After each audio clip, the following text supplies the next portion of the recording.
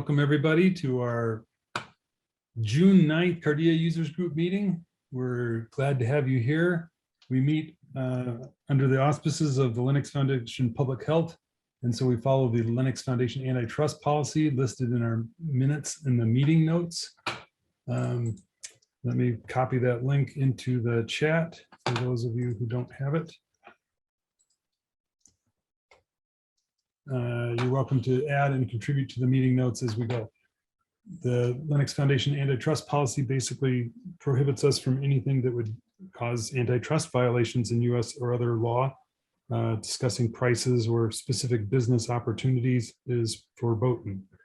We also adhere to the Cardea Code of Conduct that is basically summarized as everyone has a voice and please be nice to each other.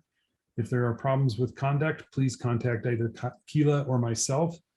If you have a problem with one of us, you can also contact the Linux Foundation Public Health to resolve any issues. Is there anyone who wants to introduce themselves today?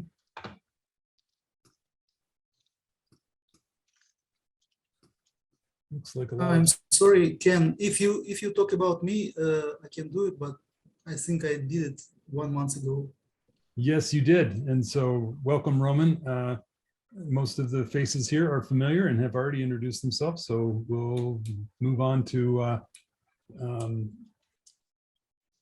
our overview for today. And then we'll be talking a little bit more about interop prep.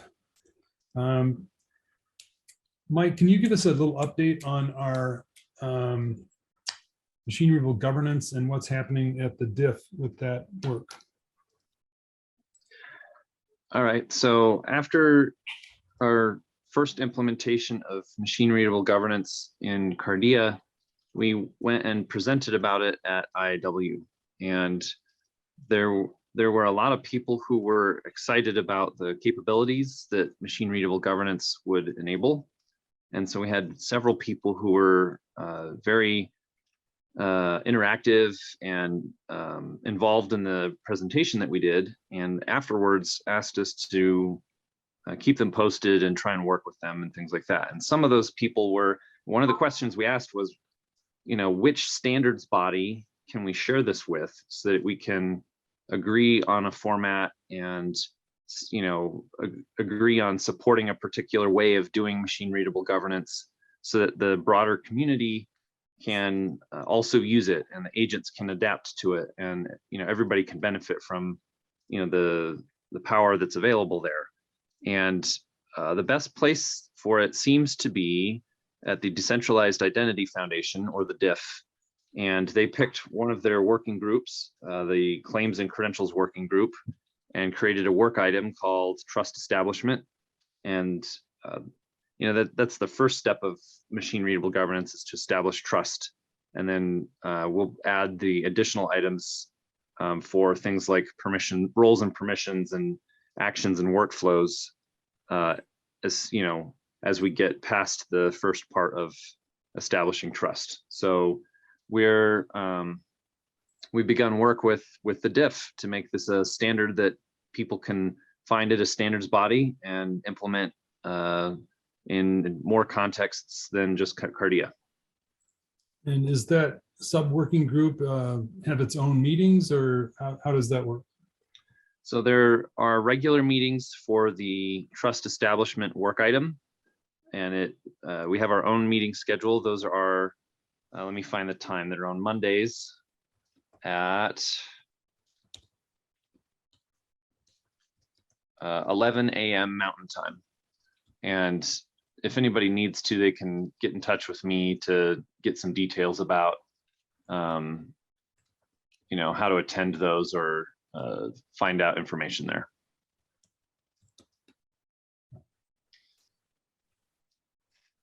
Excellent. So I would just give you the Zoom link here and now, but I don't know that they use the same one every week. We've only had one meeting, so I'm not 100% familiar with all of their procedures yet. Including how somebody may sign up if they want to participate? So the signing up, I believe there's a free tier of membership at the diff. And so someone's, if they're part of an organization, the organization would need to sign up for the free tier, or if they're signing up as an individual, they'd sign up with the diff, and then they can be invited to the Slack channel and those meetings. So I will have to lock that down better, but yeah, that's my general impression at the moment. So the work is just getting started. Now is a good time to jump in if you have interest to pursue and contribute to the work on machine readable governance. I did reach out to Diff to see if we could make some noise around this subgroup, and I should be meeting with their communications person, but yeah, supportive blogs and announcement details in the LEC and DCO and Cardea marketing channels will definitely exist once we get it sort of nailed down and all the details. So hopefully drive some more eyeballs and interaction and support and contribution to machine readable governance at Diff. Excellent. Are there other things that we should talk about with the machine readable governance and the work that is now commencing at Diff? I just had a question that when you all presented or made the steps to have machine readable governance as part go to the subgroup, are there other, is it known that other groups are working on machine readable governance, or what was like the interest or the sort of, made the light bulb go off for Diff saying that this would be a good addition to their ecosystem? So at least as far as I'm aware, the diff is known for providing standardized formats, or for files or code, things like that. And so since our machine readable governance is based on governance framework files that are published in JSON LD, since it's a file format thing, that seemed like a good fit for the types of things that the diff does. And they already have several other file formats that we're either already using or are highly interested in. So for example, presentation definitions and credential manifests. And so that of all the organizations that are out there, that seemed like the right place for this particular file format. And as far as interest, it's really hard to say where it originated, because when we went to IIW, there's this groundswell of interest almost universally across the entire community where, perhaps they've solved some of their basic issues with creating an agent and issuing a credential. And now everyone at once is interested in, well, how do I trust the parties that I interact with? How do I know which ones are, vetted or safe or official in some way? And so everyone is looking in how to do it at the same time. And we just happen to be a little bit ahead of the curve, where we've tried to solve this problem in a particular way once already and have some experience and ideas there. And so they said, because you know a thing or two about this and have a working implementation rather than just questions about what to do, can you please come work with us to help us figure it out and maybe have a broader review of your specific case to see if it covers everything that everybody needs. Cool, very helpful. I just, in informing some of the content we want to put out, I think that description is really helpful. So I'm glad we recorded that. Oh, are we recording? We're not recording. We are. Oh, we are recording. Okay, perfect. And yes, good to go. Thank you so much for that description. I appreciate it. You're welcome. Excellent. I let Sam in. Okay, so to quickly jump to change topics about the interrupt prep, Ken, I had pulled up the Zoom registrants, which is different than what you have, Helen. We can just cross compare really quickly. We do have a bunch of people who have signed up since the one. We have all the internal people, and the one we had only Silly Brain last time we looked. We now have Abdu, Mm-hmm. Victor Ko from Authorium, very confusing, AUTHRIUM. We have a Philip from mgdig.com, mlddig.com, sorry. We have here, you want me to share my screen? If we don't want to share their like Oh, their personal contact information. Good call. We have a if you can hide that, column or whatever, if they're like email and stuff, we just don't want to. Yeah, no, I can't. I don't think. We have a Audrius Ramoska from some EU address. 123c at EU.eu, sorry. We have a Hamza Bawa from a Gmail. We have a Sani Bawa also from a Gmail. And we have a Chachai Chanve. I'm so sorry for everybody's names that I'm messing up here, but they're from finema.co. Finema. They're it's a Thailand. That's a Thai group that I spoke to at IW, and they are interested. Yeah, they are interested in bringing U.S. COVID data to Thailand. So they're going to come see how things go. I'm really glad they've registered. Good work, Mike. Look at you converting conversation to interop registrations. So the organizations that I have written down or that have registered to participate, so that the list that Keela just listed off for the folks that registered just for the Zoom link to attend, but those those organizations who actually want to come bring their goodies to test are Celebrain, CETA. And then the handful of folks, Abdullah Wahid Bawa Adu, Fatima, Bina, Salisu, Usman, Yusuf, etc. They're all from an organization called Afri Automations. I did a quick Google search on them. They have LinkedIn accounts. I think it must be a startup. So that they're all from, I don't know if Afri Automations has come across anybody's radar from any of the community groups by chance. Okay. I haven't heard them. Okay. Yeah. So there's 1, 2, 3, 4, 5, 6, 7 people who have registered on behalf of one company. Privatize, Haydar from Privatize has also registered to bring issuer holder verifier. And then Komuny, KOMUNY.org has also their website is in Spanish. So they have a holder, it looks like, and maybe they want to test connection and issuance.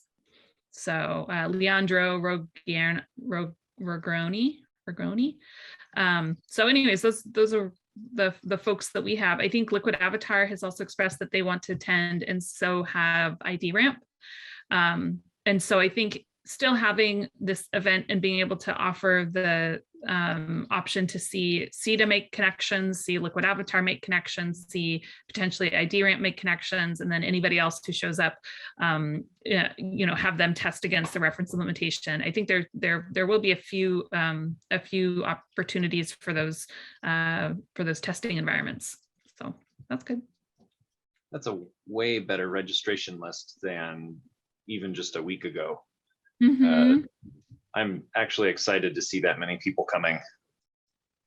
Yeah, hopefully. I mean, last time this is, I think, in terms of diversity of registrants, it is slightly below what we've seen in the past, but we also saw a huge uptick in registration last time, and then a lot of them weren't able to make it. So yeah, we'll have to see. I mean, I would love to see some of the other Aries-based, organizations doing Aries-based work come as well. So maybe, NDCO can reach out to our different customer list or whatever. But yeah, I think, it's still a worthwhile presentation and demonstration of what Cardea can do. And, folks can ask questions and poke around. So that's, I think, yeah, we're in a good spot, I think.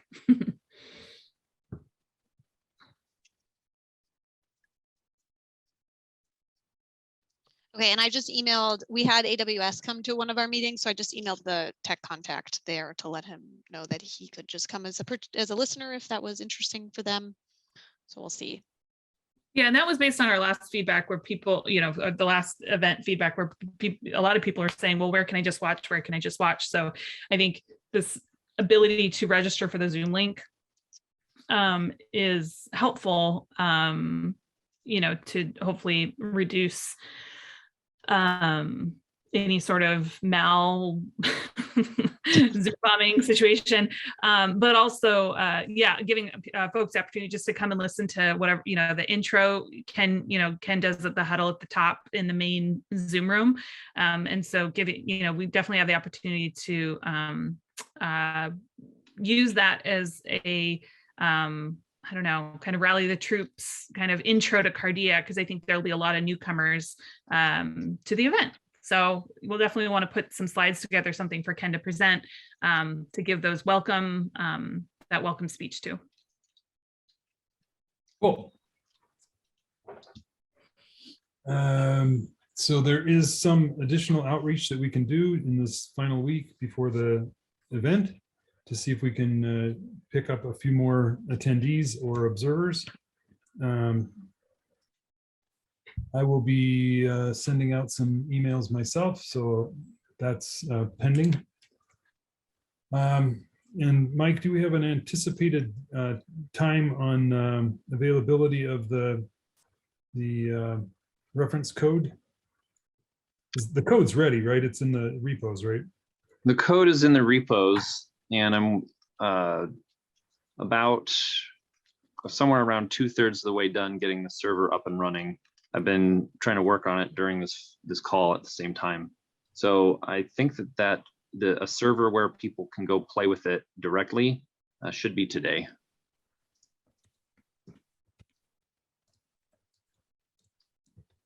So Mike, if you want to just let me know when that is available, and then I will email we could put some text together to send out to the participants to let them know that they could start doing testing. All right, I'll let you know the moment it's ready to go. Thank you, sir.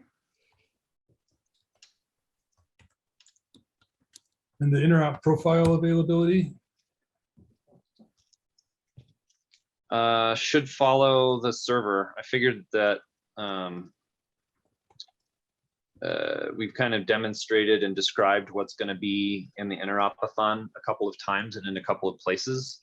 And so although the interop profile would be nice, it was less crucial than getting the code out and then the server up. So if things go well, that should be also today. If not, then that'll have to be tomorrow. Okay, that's excellent. I think we're doing a very good job of getting the code publicly available, the code reference implementations available, and the interop profile is improving each time we do it. So I'm happy with our progress there. Are there other things that we need to talk about for the interop? Have we scheduled room hosts and training for them? So I think we were going to wait. Do we need to wait until we close registration, which is early next week, or we could probably start drafting that now?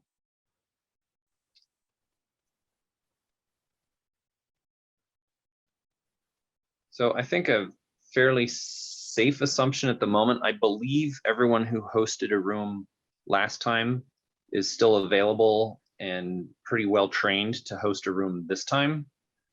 And so while I have not directly asked or made that official, all of the room hosts are fellow Indicio employees and have been willing every other time. So I think that that should be a good place to start, is to just go back to the previous room hosts and say, can you please do it again?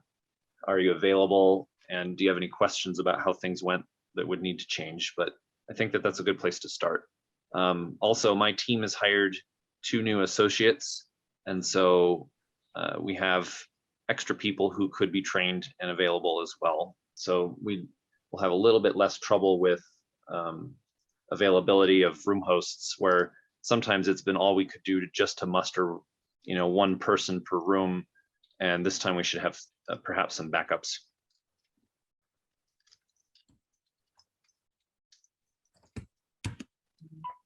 With regard to the atomic testing, is there a change in our format that needs to be done, or is it fit well within the previous format?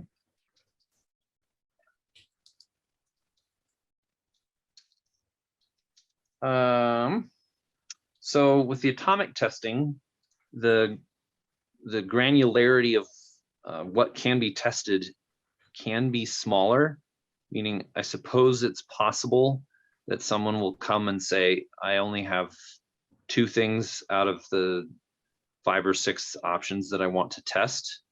And that may make some of the breakout rooms run quite a bit faster, but I think that most agents, in order to be even demoable, I don't know that we have any early stage agents that will be able to say, I can connect and that's all, or I can connect and receive a credential, but nothing else. So I think that most of the participants will likely want to test a range of the atomic operations. So I initially think that the format is probably okay. Does anybody have a different opinion on that? I think that the format can accommodate the granular tests quite easily. I think it might be nice if we updated our reporting mechanism to have like a matrix of things that people can put check boxes in, or say that they've completed a particular small level test. That way we can do a better job of reporting out the individual steps that were accomplished.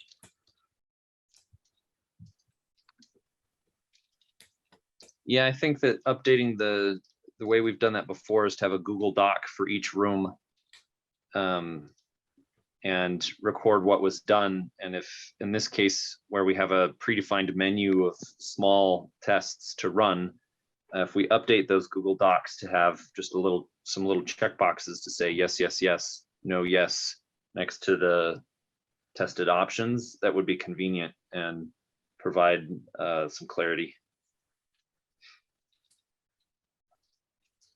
Who provided the Google Docs last time? Was that you, Helen? Yeah, she sent the link in the chat. I put the link to the schedule template in the chat, and then I'm just pulling up. That would actually be really helpful if we went through the breakout room notes. I'm just making a copy of one of the previous ones, and I think we had discussed that we need a scribe as well as a host. The host can't easily do both things. Yes. Good catch, Keela. That's absolutely correct. So we have room hosts Right, for running the technology. We need room scribes to help keep notes. That's right. So we could do host Megan, scribe. Oh, I'm on the same cell. Sorry. Oh. You go Beat for you it. to it. Do it. Insert some rows, go to town. Yeah, so we'll put scribes in there, and then the notes. Here's I'll just share my screen for notes. So this is what we have from last time. So these were the instructions basically, and I made a copy that should be in the Cardea 3 folder. So we'll want to update this with whatever flow and instructions. And then here is where it kind of got tricky. What did you test? So in this instance, it was ID ramp, but what do you think would be better than this checklist? I think it will be precisely a checklist like this, and we just have to change the items to say, you know, instead of machine readable governance or a health workflow, we'll have issuance and presentation and verification and basic message and Q&A, just the atomic options that we've listed in our various promotional materials. Okay, let me pull that. Let me pull that.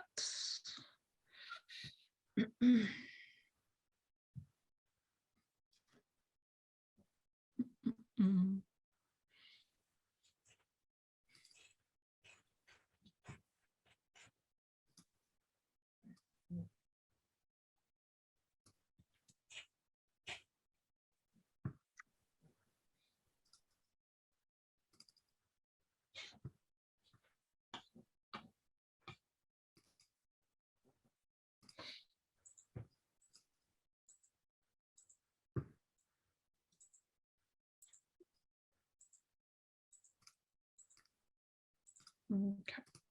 So basic message protocol, any pairing. So we want to be specific about what those pairings are, right?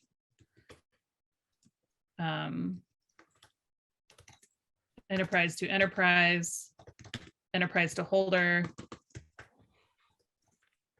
holder to holder. Yep. Those are the three options, I think. Do we want to get rid of out of band issue? We could get rid of those, right? No, don't get rid of those. Okay. I think those are part of the testing too. Okay. Agreed. And And so we'll just, you might want to fix the holder. there we go. Holder, but fix the holder. First holder. Holder, it's missing a D. Oh, there we go. You can leave them, the second one's lowercase. It was just the missing letter. Okay, there we go. Holder to holder. And it's What's not the- enterprise, it's not holder to enterprise too?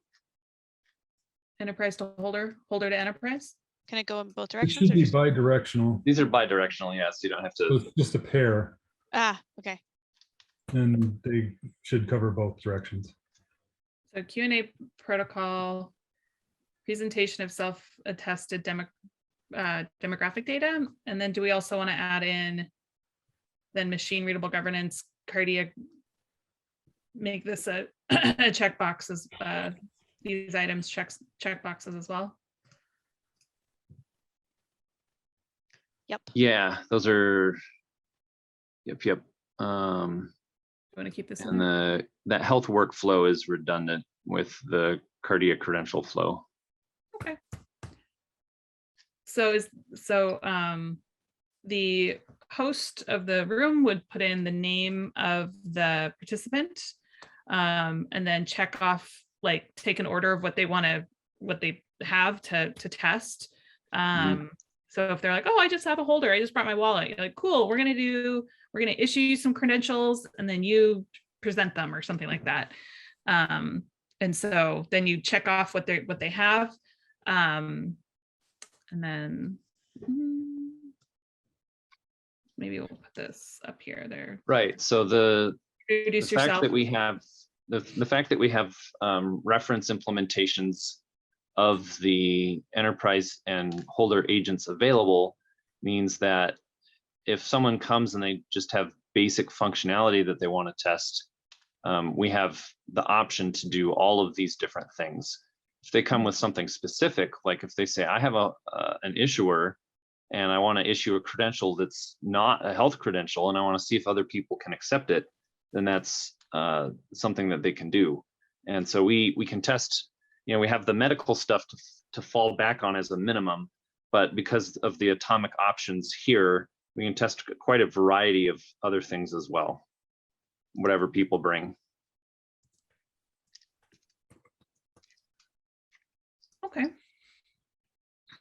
As room hosts, anybody who on the call who has been a room host, what else would be helpful to prompt you to be hosting the testing? Any other notes or order of items to put in for successes or issues? Anything we can prompt you with now that would help when the day comes.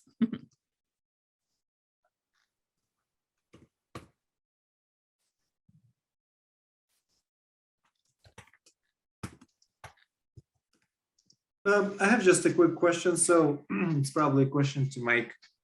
So we would host a room for a participant without anchoring a did previously, right? So we would use the atomic action governance file, and they can come in and test their implementation against our Cardea reference implementation. And the did would be unnecessary unless they want to test it with the did, right?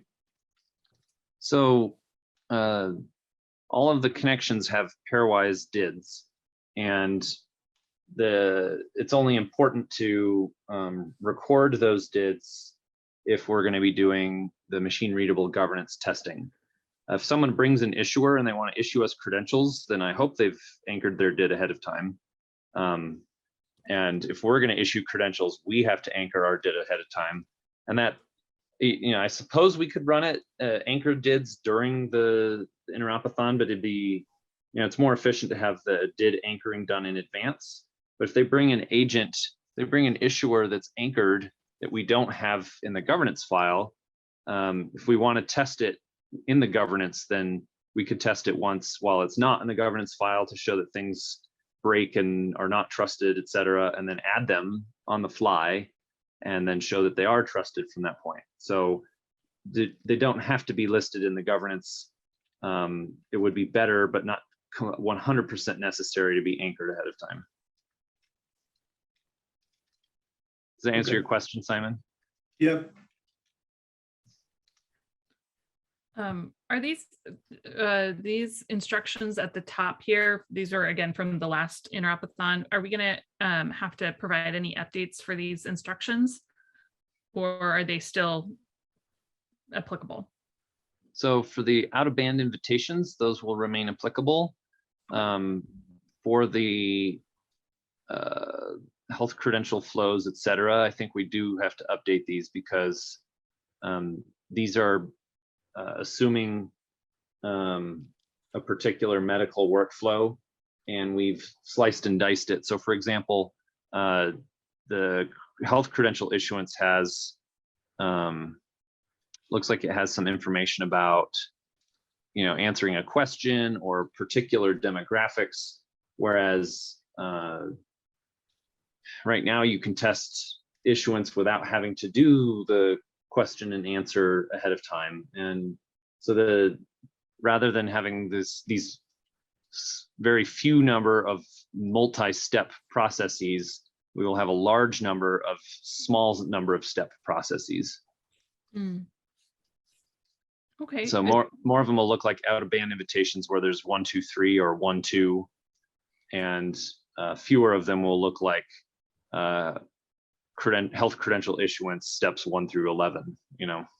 Who's Okay. going to be picking up the editing of that? Is that something you or Simon are going to do, or Megan?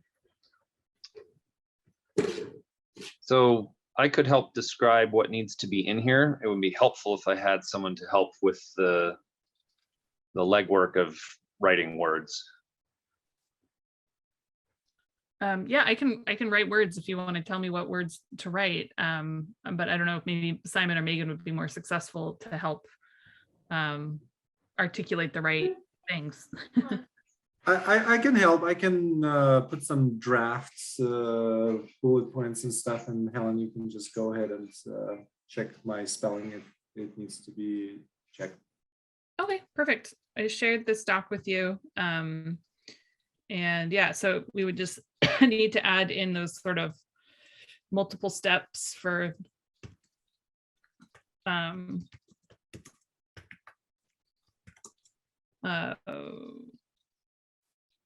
the different, what did you say, Mike? There's, instead of having a lot of steps for one thing, there's going to be a lot of things with very few steps. Yeah, exactly. Test options, instruction. Okay, so I will tag you and Simon here, and you guys can just pop in those. Just let me know when you've put like a draft in there, and then I can go in and, you know, help with the smoothing it out and the layout and whatnot. Cool. Well, so yep, record your session, you know, put your name down for the host and the scribe, names down of who participated, check off what you've tested, and then any notes on successes or any issues identified, and we should be good to go. And I'll fix that in the bottom so that we reflect what we've edited here in the session 1 section. But between that and then the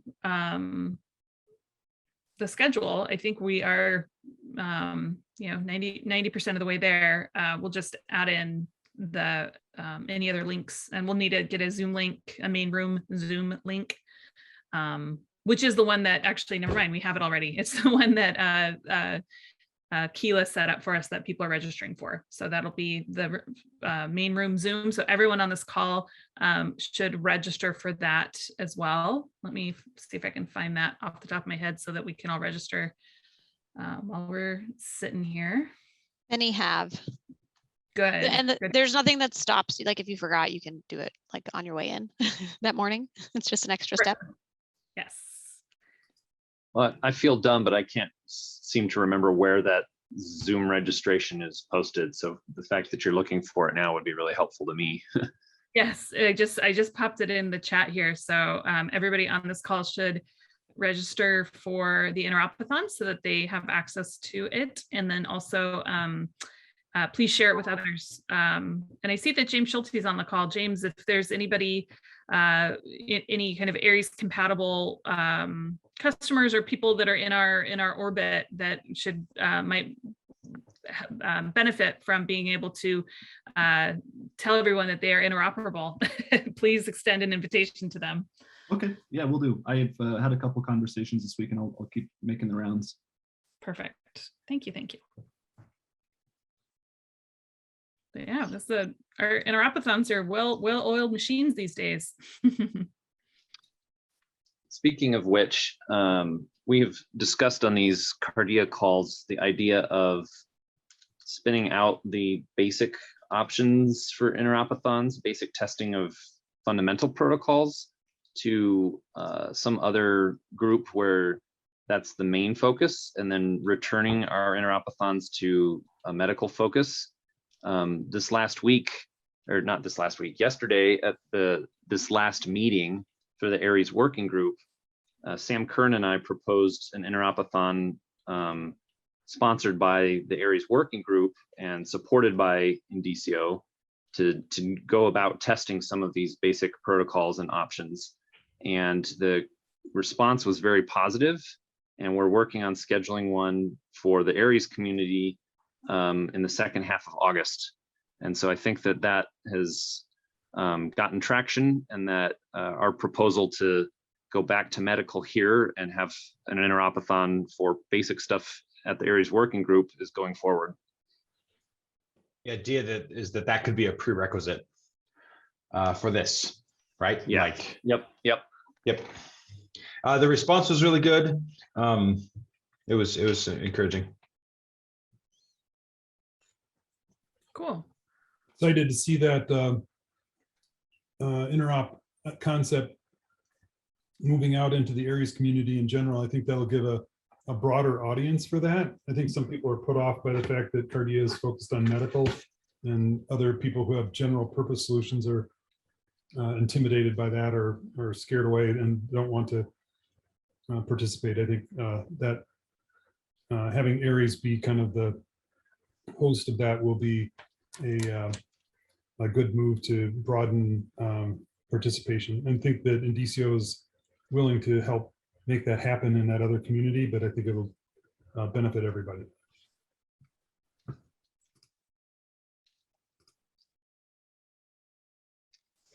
Yeah, sorry for the tangent. Just thought that would be news that everyone would want to hear. Yeah, I'm happy to put together some of these, like maybe a how-to doc for the putting the components together to host an Interopathon, maybe in some kind of open source paper or something we could write. Because then we could have something kind of tangible for them, like here's the how-to manual, how to do an Interopathon.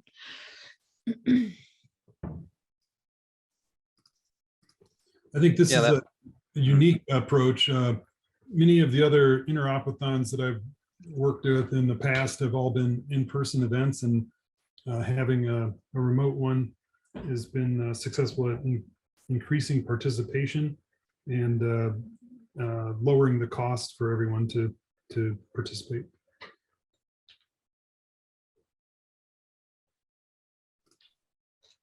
Mike, you had a comment? It's basically to the kind of the same effect. I don't think I have anything to add at the moment. Excellent. Anything else on our interop event that we need to hammer out before we hold it next week?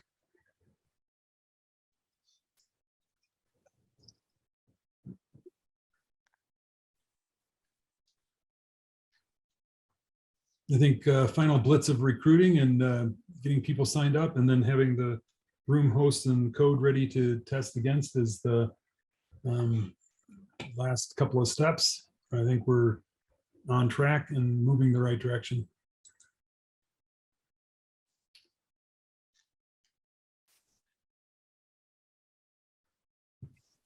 I think, are there other topics that we need to bring up before we end our call today? Just a shout out for Keela, who presented to the Women in Tech event yesterday, presented about Cardea and all of how to get everything associated with Cardea, how to get involved, where it came from, etc. She did a fantastic job.